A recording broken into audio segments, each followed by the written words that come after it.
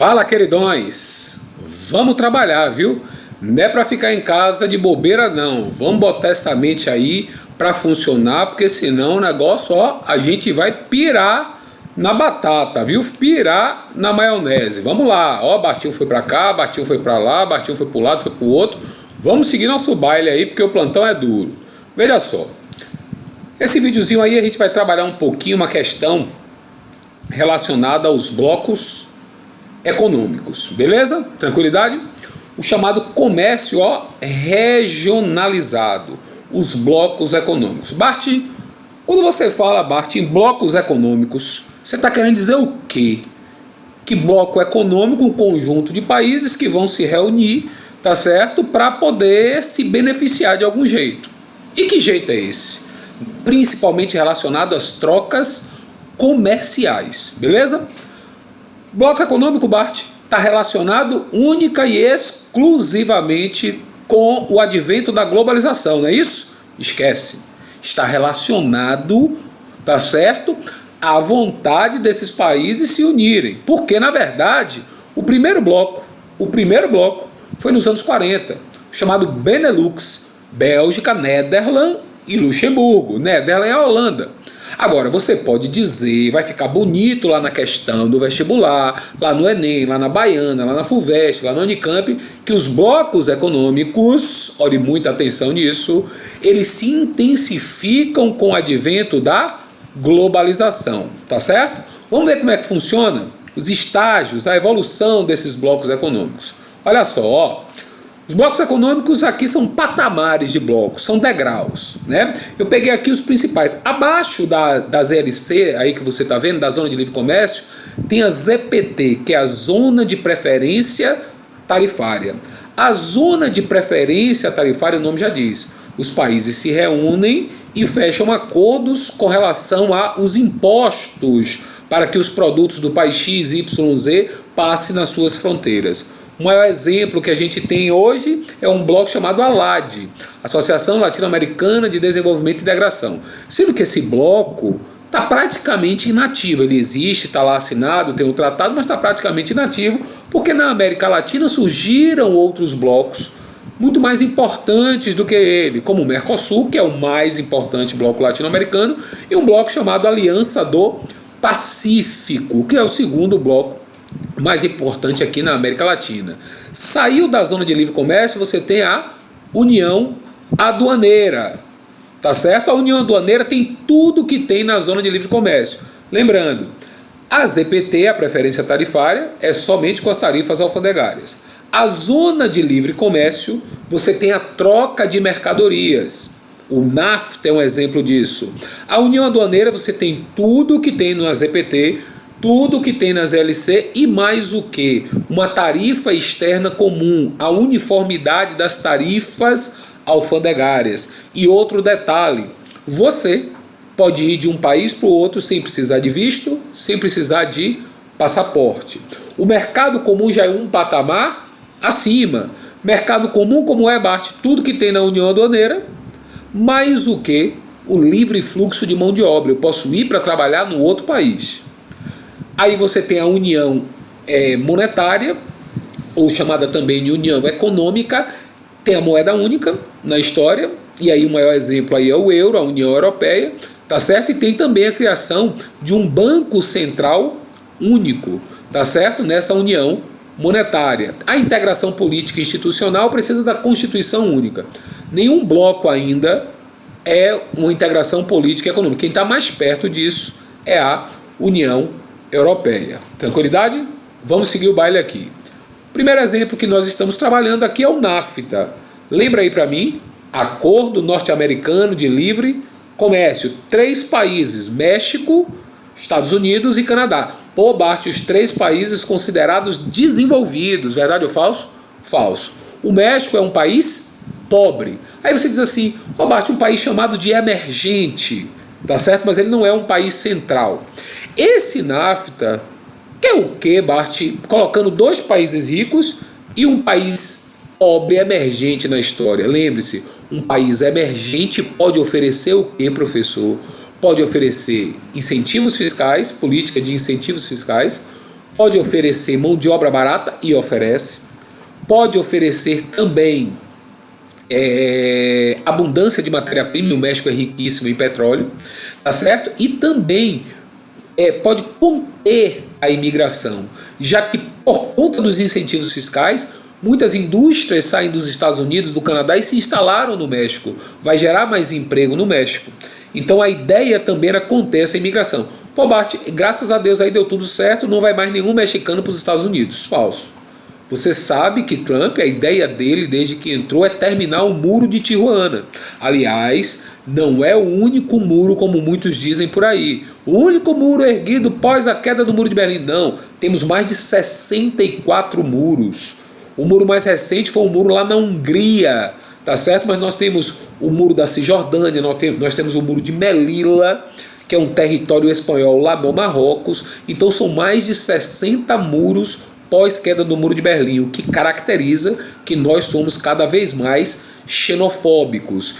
E em virtude dessa situação de Trump, o que é que aconteceu assim que ele entrou? Ele afirma que vai terminar o muro e ele chama o México para um bate-papo. E essa chamada, tá certo, que ele deu no México foi para pôr fim ao NAFTA e para criar um novo bloco chamado USMCA. Parte US, Estados Unidos, M de México, CA de Canadá. Mas por que o Canadá no final foi o último país a entrar no bloco? Esse bloco é uma ZPT, é apenas uma zona de preferência tarifária. Estados Unidos, ao criar esse bloco, o que é que ele imagina? Ele imagina que vai diminuir o seu problema com saída de empresas americanas para o México.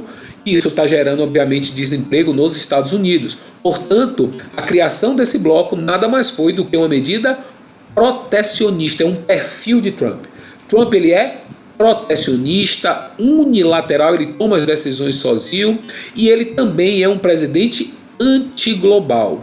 Existe uma grande massa da população americana que é contra, mas existe uma outra grande massa que é a favor dessas medidas de Trump. Beleza? O outro bloco para a gente trabalhar é o Mercosul. Lembrando que Mercosul, vou subir aqui, Bartinho, ó. Lembrando que o Mercosul é um bloco que é acima, na verdade, do NAFTA, no que diz respeito ao que, Bart? No que diz respeito às suas características. É uma união aduaneira, foi criado, como você está vendo aí, em 1991, através do Tratado de Assunção. O nosso presidente era o cara chamado Fernando Collor de Mello. Os países do Mercosul, os países membros do Mercosul, olha aí, ó, de amarelo, Brasil, Argentina, Paraguai e Uruguai, são os membros iniciais. A Venezuela começa a pedir para ser membro em 2006, mas só foi oficializada em 2012. Tá certo? Por que, Bart, oficializada apenas em 2012? Porque depende da votação do Congresso de cada país, ok? Importante esse asteriscozinho aí na Venezuela, porque a gente vai comentar daqui a alguns instantes. Além de países membros, o Mercosul tem os chamados países associados. Ô Bart, os países associados, Chile, Bolívia, Peru, Colômbia, Equador, como você está vendo aí, esses países associados participam, usufruem das medidas tomadas, mas eles não tomam nenhuma decisão. A ideia do Mercosul, apesar de se chamar mercado comum, ele não é um mercado comum. A ideia é atingir o ápice para ser um mercado comum um dia, que está bem distante de se igualar, ou pelo menos chegar próximo do que já foi, ou do que é a União Europeia. Tá certo? Paraguai já foi um país suspenso do bloco por conta de um impeachment, né? O Congresso do Brasil, o Congresso do Uruguai e do Paraguai achou que essa era uma situação antidemocrática e suspendeu o Paraguai. Pô, Bart, tivemos um impeachment recentemente. E o Brasil foi suspenso? Não. A maior potência econômica do bloco, se fosse suspensa, colocaria um caixão no Mercosul. Mas, Bart, tem algum país aí suspenso? A Venezuela. Ô, Bart, por que a Venezuela está suspensa? Primeiro motivo da suspensão, ela começou a não cumprir os contratos de entrega de produtos com os países participantes do Mercosul.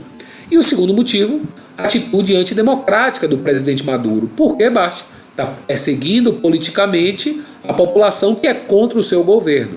Obviamente que essa perseguição gerou um caos, uma crise humanitária na Venezuela. Essa crise humanitária gerou quase 3 milhões de refugiados, sendo que a maior parte não vai, de jeito nenhum, não vai para o Brasil. A maior parte vai para a Colômbia. Por que, Bart? As cidades mais populosas da Venezuela são fronteira com a Colômbia. O Brasil recebeu cerca de 300 mil, oficializou 18 a 20 mil refugiados. Eles entram aqui no Brasil principalmente por Roraima, por uma cidade chamada Pacaraima. A Bolívia, ela tem interesse em entrar no bloco, já mostrou isso desde a época de Dilma, mas ainda não teve nenhum tipo de conversa para avançar com relação a isso. Beleza? Tudo lindo? Agora, um ponto importantíssimo para o seu vestibular. Pode ser que caia e tomara que caia. Existe um acordo firmado entre Mercosul e União Europeia. Bart, esse acordo é considerado o maior acordo entre blocos que o mundo já viu. Ou já está em vigor, calma. Ainda tem 2 anos para ser lido e relido, para ver se entra em consenso, para anunciar o ano em que ele vai realmente entrar em vigor. Mas como é esse acordo? Você sabe que a União Europeia é o segundo maior parceiro do Brasil, só perde para a China. Nós somos, Mercosul falando, o 8º parceiro da União Europeia. A gente compra e vende a mesma coisa, falso. O que a gente vende é barato, commodity. O que a gente compra é caro, produtos industrializados, principalmente do ramo petroquímico e medicamentos. Qual é o objetivo maior desse acordo, viu, Bart? Lá no final, tá vendo aí? Lá no final, o objetivo maior é o que, professor?